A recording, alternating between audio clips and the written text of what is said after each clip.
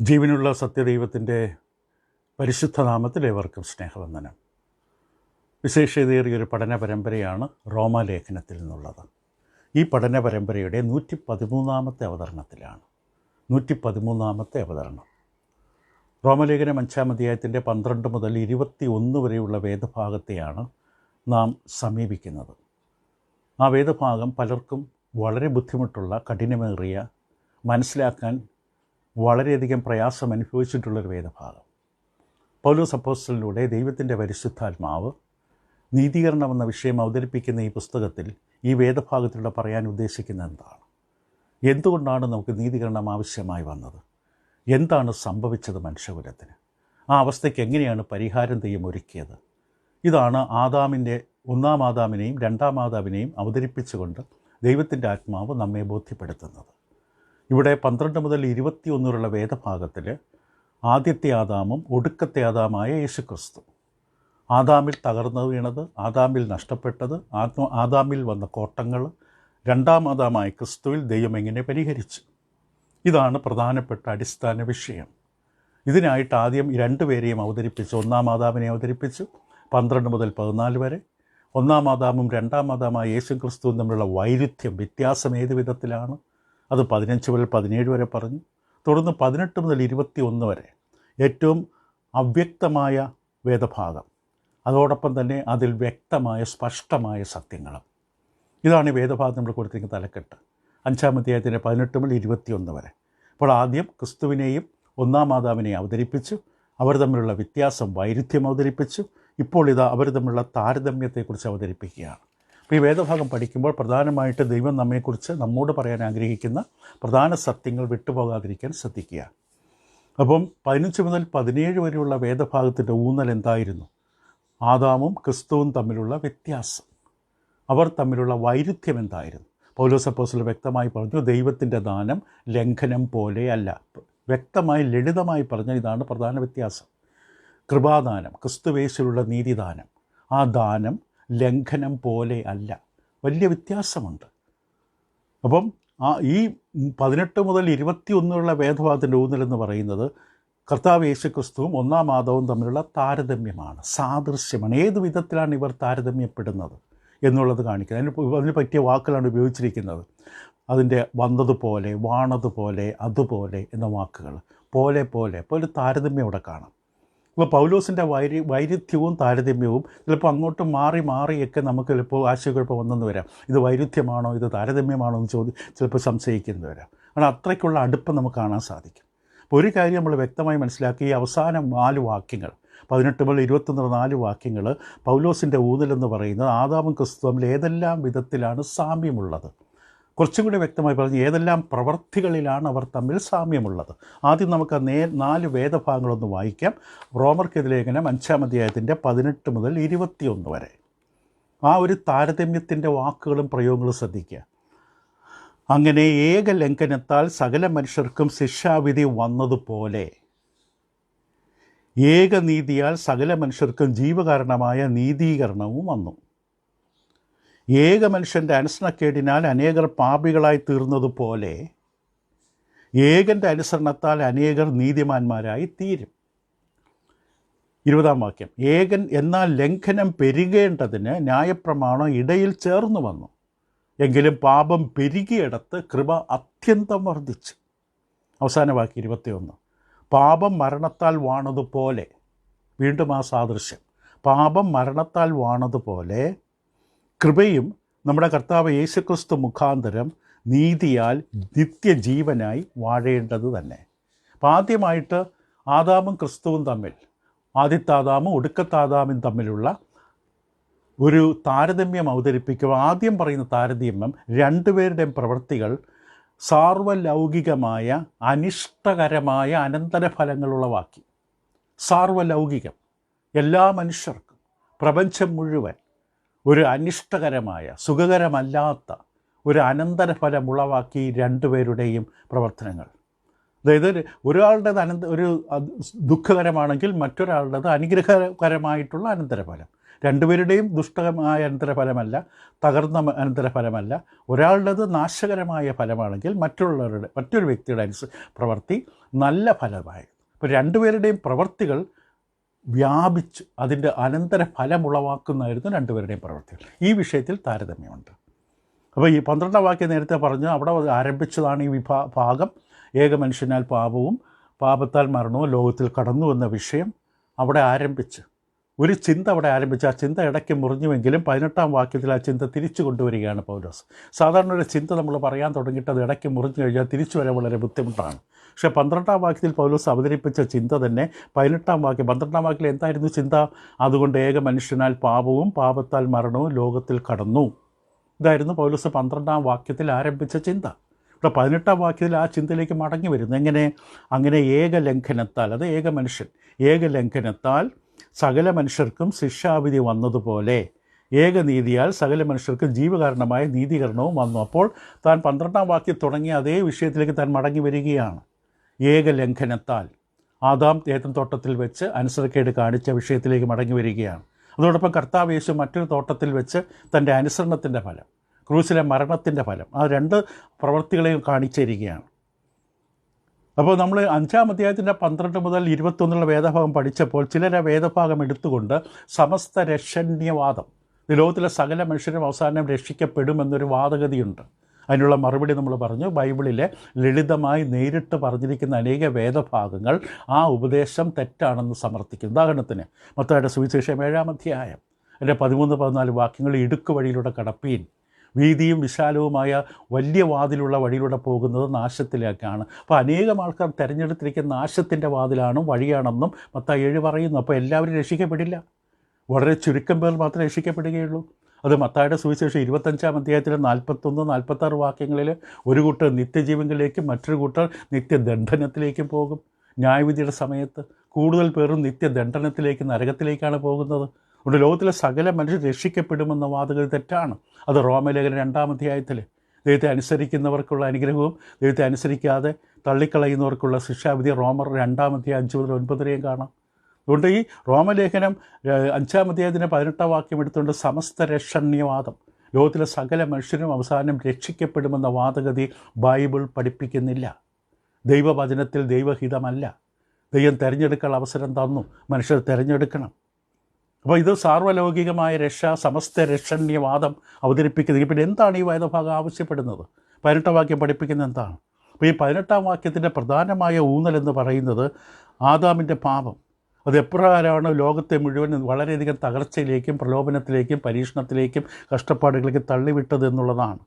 അത് 18ാം വാക്യം പറയുന്ന ഒരിക്കൽ കൂടെ വായിച്ച് കേൾക്കാൻ. 18ാം വാക്യം, അങ്ങനെ ഏകലംഘനത്താൽ സകല മനുഷ്യർക്കും ശിക്ഷാവിധി വന്നതുപോലെ. പ്രധാനമായിട്ട് ഭൗതിക മരണം വിളിച്ചു കൊണ്ടുവന്നു. ഏക മനുഷ്യരാൽ പാപവും പാപത്താൽ മരണവും. ഭൗതിക മരണം ലോകത്തിലേക്ക് കൈപിടിച്ച് കൊണ്ടുവന്ന ആദാം ലോകം ദുരിതമുള്ള ഒരു സ്ഥലമാക്കി മാറ്റി. ഇതാണ് കർത്താവ് യേശു തൻ്റെ അനുസരണത്താൽ അതിനെ തിരിച്ചുവിട്ടത്, റിവേഴ്സ് ചെയ്തത്, അതിനെ മാറ്റിമറിച്ചത്. അപ്പോൾ നമുക്കിന്ന് ദൈവത്തിൻ്റെ കർത്താവിൻ്റെ സഹായത്താൽ പാപത്തിൻ്റെ മേലും മരണത്തിൻ്റെ മേലും വിജയം സാധ്യമാക്കി തന്നു. ആദാമിനെ കൊണ്ടുവന്ന മരണം, നാശം, തകർച്ച, പരാജയം കർത്താവ് യേശു ക്രിസ്തുവിലൂടെ നമുക്ക് വിജയം ദൈവം ഒരുക്കി തരികയാണ്. റോമലേഖനം 8:11 പൗലോസ് അപ്പോസ്തലൻ ഇപ്രകാരം പറഞ്ഞു, യേശുവിനെ മരിച്ചവരിൽ നിന്ന് ഉയർപ്പിച്ചവൻ്റെ ആത്മാവ് നിങ്ങളിൽ വസിക്കുന്നുവെങ്കിൽ ക്രിസ്തു യേശുവിനെ മരണത്തിൽ നിന്ന് ഉയർപ്പിച്ചവൻ നിങ്ങളിൽ വസിക്കുന്ന തൻ്റെ ആത്മാവിനെ കൊണ്ട് നിങ്ങളുടെ മർത്യശരീരങ്ങളെ ജീവിപ്പിക്കും. അപ്പോൾ ഭൗതിക മരണം ആദാം കൊണ്ടുവന്നു, മരണം സകലയിലും പരന്നു. പക്ഷേ ക്രിസ്തുവിലൂടെ മരണത്തെ തോൽപ്പിക്കുകയാണ് ദൈവം. ക്രിസ്തുവിലൂടെ മരണത്തിൽ നിന്ന് ഉയർത്തെഴുന്നേൽക്കുന്ന അവസ്ഥ അനുഗ്രഹമായി നൽകി തന്നു. അപ്പോൾ ക്രിസ്തുവിലൂടെ നമുക്ക് മരണത്തിൻ്റെ മേൽ വിജയം അത് വ്യക്തമായി കാണിച്ചു. അതിൻ്റെ 13ാം വാക്യത്തിലും കാണാൻ സാധിക്കും, നിങ്ങൾ ജഡത്തെ അനുസരിച്ച് ജീവിക്കുന്നുവെങ്കിൽ മരിക്കുന്ന നിശ്ചയം, ആത്മാവിനാൽ ശരീരത്തിലെ പ്രവൃത്തികളെ ജീവിപ്പിക്കുന്നുവെങ്കിൽ ആത്മാവിനാൽ ശരീരത്തിലെ പ്രവൃത്തികളെ മരിപ്പിക്കുന്നുവെങ്കിലോ നിങ്ങൾ ജീവിക്കും. അപ്പോൾ ആദാം കൊണ്ടുവന്ന പാപത്തിൽ നിന്നും പരിഹാരം, പാപത്തിന് ശമ്പളമായ മരണത്തിൽ നിന്ന് പരിഹാരം ആരിൽ? ക്രിസ്തുവിൽ. അപ്പോൾ ക്രിസ്തുവിൻ്റെ ആ ക്രൂസിലെ യാഗത്താൽ, ഏകൻ്റെ അനുസരണത്താൽ, ഏക നീതിയാൽ സകല മനുഷ്യർക്ക് ജീവകാരണമായ നീതീകരണം വന്നു. ജീവകാരണം. ഇനി ആത്മീയമായ മരണം ആവശ്യമില്ല. ക്രിസ്തുവിൽ കടന്നു വന്നാൽ ആത്മീയമായ ജീവൻ പ്രാപിക്കുകയാണ്. റോമലേഖനം 8-ാം അധ്യായത്തിന് 35-39 വരെ ശക്തമായ വേദഭാഗം. ക്രിസ്തുവിൻ്റെ സ്നേഹത്തിൽ നമ്മെ വേർപിരിക്കുന്ന എന്ന് തുടങ്ങി കഷ്ടതയോ സങ്കടമോ ഉപദ്രവമോ പട്ടിണിയോ നഗ്നതോ ആപത്തോ വാളോ എന്നൊക്കെ പറഞ്ഞുകൊണ്ട് വ്യക്തമായിട്ട് കർത്താവ് യേശു ക്രിസ്തുവിലൂടെയുള്ള ദൈവസ്നേഹത്തിൽ നിന്ന് ഒന്നിനും ആർക്കും നമ്മെ വേർപിരിക്കാൻ കഴിയില്ല എന്ന പൗലോസ് നിർണയത്തെക്കുറിച്ച് കാണിക്കും. ഇപ്പോൾ കർത്താവ് യേശുവിലൂടെ ഒരു വിജയം ഒരുക്കപ്പെടുകയാണ്. അപ്പോൾ ആദാമിൻ്റെ ആ ഏകലംഘനത്താൽ കൊണ്ടുവന്ന മരണവും തുടർന്നുള്ള ഭവിഷ്യത്തുകളും തകർച്ചകളുമെല്ലാം ഇപ്പുറത്ത് ഏകൻ്റെ നീതിയാൽ, ഏകൻ്റെ അനുസരണത്താൽ, യേശുക്രിസ്തുവിൻ്റെ അനുസരണത്താൽ ഇതെല്ലാം പരിഹാരമുണ്ട്. അപ്പോൾ ഇത് വളരെ വ്യക്തമായി കാണിച്ചു തരികയാണ്. അപ്പോൾ അതിനകത്തൊരു കണ്ടീഷനുണ്ട്. 18-ാം വാക്യത്തിൽ ഒരു നിബന്ധനയുണ്ടെന്നുള്ള വ്യക്തമാണ്. സകല മനുഷ്യർക്ക് ശിക്ഷാവിധി ഏക നീതിയാൽ സകല മനുഷ്യർക്കും ജീവകാരണമായ നീതീകരണവും വന്നു. അപ്പം ഇവിടെ നീതീകരണം വരണമെങ്കിൽ നമ്മുടെ ഭാഗത്ത് അനുസരിക്കേണ്ട ചില ഉത്തരവാദിത്തങ്ങളുണ്ട്. നാം എങ്ങനെ ജീവിച്ചാലും അവസാനം നമ്മൾ നീതീകരിക്കപ്പെടുമെന്നല്ല, എങ്ങനെ ജീവിച്ചാലും അവസാനം നമ്മൾ ക്ഷമിക്കപ്പെട്ടും സ്വർഗത്തിലേക്ക് എല്ലാ മനുഷ്യരെയും കൊണ്ടുപോകുമെന്നല്ല. നമ്മൾ സ്വർഗത്തിലേക്ക് പോകണമെങ്കിൽ അതിന് ദൈവം നൽകി തന്നിരിക്കുന്ന കൽപ്പനകൾ നാം വിധേയപ്പെട്ട് അനുസരിക്കേണ്ടത് വളരെ ആവശ്യമാണ്. അപ്പോൾ 18-ാം വാക്യം വളരെ വ്യക്തമായിട്ട് പറയുന്നു, ആദാമിൻ്റെ പ്രവൃത്തിയും ക്രിസ്തുവിൻ്റെ പ്രവൃത്തിയും രണ്ടും സാർവലൗകികമായ ഭവിഷ്യത്ത് കൊണ്ടുവന്നു. ഒന്ന് അനുഗ്രഹമെന്ന ഭവിഷ്യത്താണ്, അത് ക്രിസ്തുവിൻ്റേത്. ആദാമിൻ്റെ പ്രവൃത്തി അനന്തരഫലം, ദുഷ്ടകരമായ അനിഷ്ടകരമായ അനന്തരഫലം, ഭൗതിക മരണം, ആത്മീക മരണം, തകർച്ച, ശാപം, ഇതൊക്കെയാണ്. രണ്ടാമത് ഇവർ തമ്മിലുള്ള ഈ പ്രവൃത്തികളിലുള്ള താരതമ്യം, രണ്ടാമത്തെ താരതമ്യം പറയുന്നത് 19-ാം വാക്യത്തിലാണ്. അവിടെ പറയുന്നത്, ഏക മനുഷ്യൻ്റെ അനുസരണക്കേടിനാൽ അനേകർ പാപികളായി തീർന്നതുപോലെ ഏകൻ്റെ അനുസരണത്താൽ അനേകർ നീതിമാന്മാരായി തീരും. ഈ രണ്ടുപേരുടെയും പ്രവൃത്തികളിൽ അനുസരിക്കുകയോ അനുസരിക്കാതിരിക്കാനുള്ള അവസരമുണ്ട്. അനുസരിക്കുകയും അനുസരിക്കാതിരിക്കുകയും ചെയ്യുന്ന അവസരം രണ്ടുപേരുടെയും പ്രവൃത്തി സമ്മാനിക്കുന്നുണ്ട്. അപ്പോൾ ആദാമിൻ്റെയും ക്രിസ്തുവിൻ്റെ പ്രവൃത്തികളുടെ മറ്റൊരു താരതമ്യമാണ്. രണ്ടുപേരുടെയും പ്രവൃത്തികളിൽ ഒരു ഓപ്ഷനുണ്ട്, അനുസരിക്കാം, അനുസരിക്കാതിരിക്കാം. അപ്പം 19-ാം വാക്യത്തിൽ ഏക മനുഷ്യൻ്റെ അനുസരണക്കേടിനാൽ അനേകർ പാപികളായി തീർന്നതുപോലെ, ഏദൻ തോട്ടത്തിൽ വെച്ച് ആദാമിന് ദൈവത്തെ അനുസരിച്ച് നിൽക്കാമായിരുന്നു, അനുസരണക്കേട് കാണിക്കാതിരിക്കാമായിരുന്നു. പക്ഷെ ആദാം തിരഞ്ഞെടുത്ത അനുസരണക്കേടാണ്. ദൈവം പറഞ്ഞ കൽപ്പനയെ തള്ളിക്കളയുകയായിരുന്നു, അനുസരണക്കേട് കാണിച്ചു. ആദാമിനെ അനുസരിച്ച് നിൽക്കാം, അതിനുള്ള പ്രാപ്തിയും കഴിവും ആദാമിനുണ്ട്, ദൈവത്തിൻ്റെ സൂചന താക്കീതുകളുണ്ട്. പക്ഷെ ആദാം അത് അംഗീകരിച്ചില്ല. ആദാം ദൈവത്തെ അനുസരണക്കേട് കാണിച്ചു. കർത്താവ് യേശു ഇതേപോലൊരു തിരഞ്ഞെടുക്കേണ്ട സമയത്തിലെത്തി.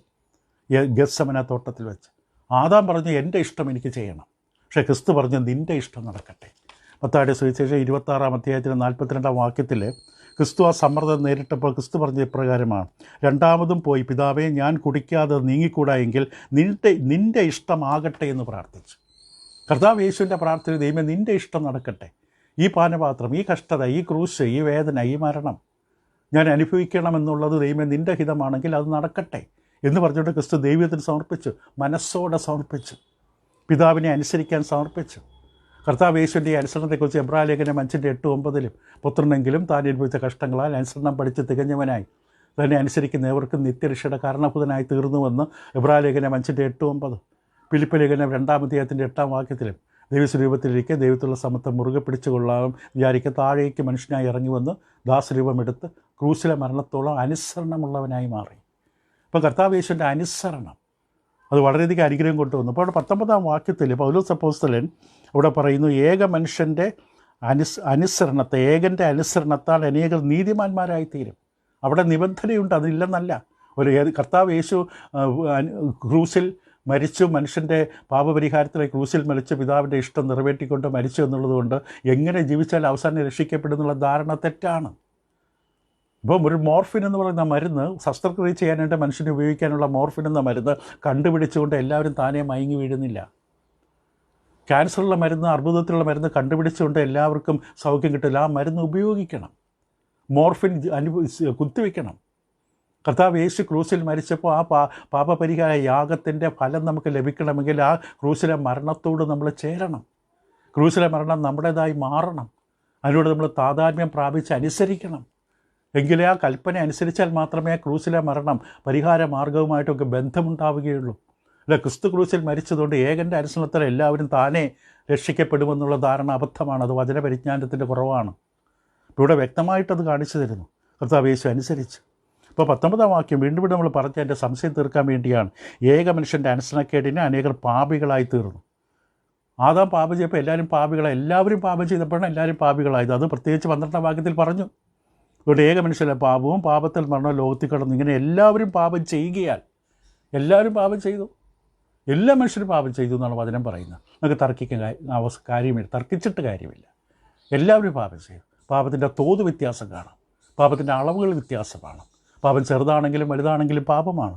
എല്ലാവരും പാപം ചെയ്യുകയാൽ എന്നുള്ളത് വ്യക്തമാണ്. അപ്പോൾ ആദാമിൻ്റെ അനുസരണക്കേടിൻ്റെ ഫലം എല്ലാവരും പാപികളായി മാറി. അപ്പോൾ കുറച്ചുകൂടെ ലളിതമായിട്ടത് മനസ്സിലാക്കാൻ വേണ്ടി ഇങ്ങനെ പറയാം, ആദാമിൻ്റെ പാപം എല്ലാവരെയും ബാധിച്ചു. ആദാമിൻ്റെ പാപം എല്ലാവർക്കും ഒരു അന്തരീക്ഷം, തകർച്ചയുടെ അന്തരീക്ഷം സൃഷ്ടിച്ചു കൊടുത്തു. പക്ഷേ എല്ലാവരും പാപം ചെയ്യുമ്പോഴാണ് പാപിയാകുന്നത്. പാപം പാരമ്പര്യമായി കിട്ടുന്നതല്ല. നമ്മൾ അതിനെക്കുറിച്ച് വിശദമായി പഠിച്ചു കഴിഞ്ഞു. നമ്മളാരും അപ്പൻ പച്ചമുന്തിരിക തിന്നതുകൊണ്ട് മക്കളുടെ പല്ല് പുളിക്കില്ല. മക്കൾ പച്ചമുന്തിരിക തിന്നാൽ അപ്പൻ്റെ പല്ല് പുളിക്കില്ല. നാം ആദാമിൻ്റെ പാപം ചുമക്കേണ്ട കാര്യമില്ല. പക്ഷേ ഭവിഷ്യത്തുകളുണ്ട്. ആദാമിൻ്റെ പാപത്തിൻ്റെ ഫലമായി വന്ന ഭവിഷ്യത്തുകൾ, ആത്മീക മരണം, ഭൗതിക മരണം, ശാപം തുടങ്ങി പല ഭവിഷ്യത്തുകൾ ഭൂമി നേരിട്ടു. ആ ഭവിഷ്യത്തുകൾ നമ്മൾ അനുഭവിക്കുന്നുണ്ട്. പക്ഷേ അതിൻ്റെ പാപം നമ്മൾ ചുമക്കുന്നില്ല. ആദാമിൻ്റെ പാപത്തിന് വേണ്ടി നാം ശിക്ഷ അനുഭവിക്കുന്നില്ല. അത് വ്യക്തമായി നമ്മൾ ഇതിനകം പഠിച്ചു കഴിഞ്ഞ കാര്യമാണ്. അപ്പോൾ ഇവിടെ ആദാമിൻ്റെ പാപം, അപ്പം ഏക മനുഷ്യൻ്റെ അനുസരണക്കേടിന് അനേകർ പാപികളായി തീർന്നതുപോലെ ഒരു വിധത്തിൽ നാം പാപം ചെയ്തതിന് തുല്യമാണ് ആദാം കൊണ്ടുവന്ന അന്തരീക്ഷം. മറുവശത്ത് ക്രിസ്തുവിൻ്റെ അനുസരണം, ക്രിസ്തുവിൻ്റെ അനുസരണത്തിൽ ഇതേപോലെ ഒരു അതേ നിയമം തന്നെയാണ്. ക്രിസ്തുവിൻ്റെ ഏകൻ്റെ അനുസരണത്തിൽ അനേകർ നീതിമാന്മാരായി തീരും. ഏകനനുസരിച്ച്, ക്രിസ്തു എന്ന ഏകൻ അനുസരിച്ചതുകൊണ്ട്, പിതാവിൻ്റെ ഇഷ്ടമനുസരിച്ച് ക്രൂസിൽ യാഗമായി തീർന്നുകൊണ്ട് അനേകർ നീതിമാന്മാരായി തീരും. എന്ന് പറഞ്ഞാൽ എങ്ങനെ ദുഷ്ടരായി മോശപ്പെട്ടവരായി ജീവിച്ചാലും കർത്താവ് യേശു നമുക്ക് വേണ്ടി പിതാവിൻ്റെ ഇഷ്ടം അനുസരിച്ചുകൊണ്ട് ഞാൻ നീതിമാനാകുമെന്നല്ല. നീതിമാനാകണമെങ്കിൽ നമുക്കറിയാം, അബ്രഹാമിലൂടെ തുടങ്ങി 4-ാം അധ്യായത്തിൽ ദൈവത്തിൽ വിശ്വസിച്ച് അവനത് നീതിയായി കണക്കിട്ടു. നമ്മളെ സംബന്ധിച്ച് അതിനുവേണ്ടിയാണ് അബ്രഹാമിനെക്കുറിച്ച് എഴുതിയിരിക്കുന്ന റോമലേഖനം 4-ന്റെ അവസാന വാക്യങ്ങളിൽ കണ്ടു. നമ്മളെ അനുസരിക്കേണ്ട കൽപ്പനകളെ അനുസരിച്ചാലേ, കർത്താവ് യേശുവിൽ വിശ്വാസം അർപ്പിച്ചാലേ നമ്മൾ നീതിമാന്മാരാകുകയുള്ളൂ എന്ന് ഇതിനകം തന്നെ കണ്ടു. അപ്പോൾ ഏകൻ്റെ അനുസരണത്താൽ അനേകർ നീതിമാന്മാരായി തീരും. അതിനുള്ള വിധി വന്നിരിക്കുന്നു, അത് വ്യക്തമാണ്. അപ്പോൾ ഏകൻ്റെ അനുസരണക്കേടിനാൽ അനേകർ പാപികളായി. നാം ആരും ആ പാപത്തിൻ്റെ കുറ്റം പേറുന്നില്ല. എങ്കിലും ആദാം കൊണ്ടുവന്ന സാഹചര്യം, ഭൗതിക മരണം, ആത്മീക മരണം, ശാപം, എല്ലാ തരത്തിലുള്ളതായ പ്രകൃതി പോലെ നമുക്ക് വിരോധമായി നിൽക്കുന്ന അവസ്ഥ, ഞരങ്ങുന്നൊരു പ്രകൃതി, ഇതിൻ്റെയൊക്കെ അവസ്ഥ വന്നു, ഭവിഷ്യത്തുകൾ വന്നു. അതുപോലെ ഏകൻ്റെ അനുസരണം അനേകങ്ങളെ രക്ഷയിലേക്ക് കൊണ്ടുവരികയാണ്. അപ്പോൾ പെട്ടെന്നൊരു സംശയം യഹൂദന്മാർക്കുണ്ടാകും. അതാണ് 20-ാം വാക്യം. 20-ാം വാക്യത്തിൽ അവരുടെ പ്രതിഷേധമുണ്ട്. എന്നാൽ ലംഘനം പെരുകേണ്ടതിന് ന്യായപ്രമാണം ഇടയിൽ ചേർന്ന് വന്നു, എങ്കിലും പാപം പെരുകേണ്ടത്ത് കൃപ അത്യന്തം വർദ്ധിച്ചു.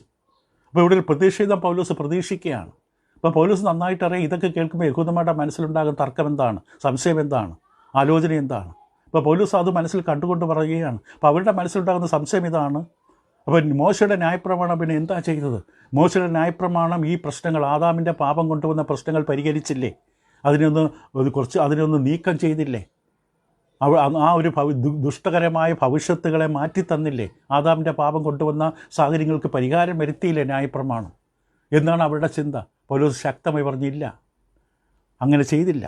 കാരണം ലംഘനം പെരുകേണ്ടതിന് ന്യായപ്രമാണം ഇടയിൽ ചേർന്ന് വന്നു. ലംഘനം മാറുകയല്ല ചെയ്തത്, ലംഘനം പെരുകുകയായിരുന്നു. ലംഘനം കൂടുതൽ വ്യക്തമാകുകയായിരുന്നു. അപ്പോൾ യഹൂദൻ എങ്ങനെ പ്രതികരിച്ചു എന്ന് വ്യക്തമായി കാണിക്കുകയാണ്. പൗലോസ് അത് പറഞ്ഞു ഇല്ല എന്ന് പറയുമ്പോൾ യഹൂദന്മാർ പ്രതികരിച്ചു. ഇപ്പോൾ പൗലോസ് വ്യക്തമായി കാണിച്ചെടുത്തു, ന്യായപ്രമാണം വന്നതോടുകൂടി നീതി എന്താണ്, മാനദണ്ഡം എന്താണ്, നിലവാരം എന്താണെന്ന് ബോധ്യപ്പെടുകയും നമ്മൾ ആ നിലവാരത്തിൽ നിന്ന് വളരെയധികം താഴെ കിടക്കുന്നത് കൊണ്ട് പാപം കൂടുതൽ വ്യക്തമാവുകയും ചെയ്തു. ഇപ്പോൾ ന്യായപ്രമാണം പ്രശ്നം പരിഹരിക്കല്ല, വ്യക്തം കുറേ കൂടി ഭീവത്സമായി ഭയാനകമാണ് നമ്മുടെ വീഴ്ചയെന്ന് കാണിച്ചു തരികയാണ് ചെയ്തത്. ന്യായപ്രമാണം ഇടയിൽ ചേർന്നു വന്നു, ലംഘനം പെരുകേണ്ടതിന്. ദൈവത്തോടുള്ള അനുസരണക്കേട് എത്ര വലുതാണെന്ന് കാണിച്ചു തന്നു പ്രമാണം, അവിടെ നിലവാരത്തെ കാണിച്ചു തന്നു. ഏതൊക്കെ വകുപ്പുകളാണ് ഞാൻ തെറ്റിച്ചത്, ലംഘിച്ചതെന്ന് കാണിച്ചു തന്നു. നേരത്തെ അതറിയില്ലായിരുന്നു.